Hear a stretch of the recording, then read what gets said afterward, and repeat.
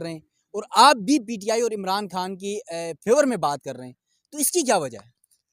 अच्छा, मैं अगेन ये वजाहत कर दूं, मैं पीटीआई और इमरान खान की फेवर में बात नहीं कर रहा। मैं जो उनका आईनी हक है उसकी फेवर में बात कर रहा हूँ कि आप ये नहीं कर सकते उनके साथ। मैं आज भी समझता हूँ पीटीआई की गवर्नेंस बहुत बुरी थी, वन ऑफ द वर्स्ट थी।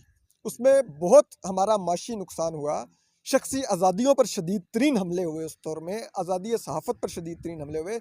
मैं आज भी उस पर कायम हूँ, लेकिन ये मेरा उन पर तनकीद का हक है, मैं आज भी करता हूँ।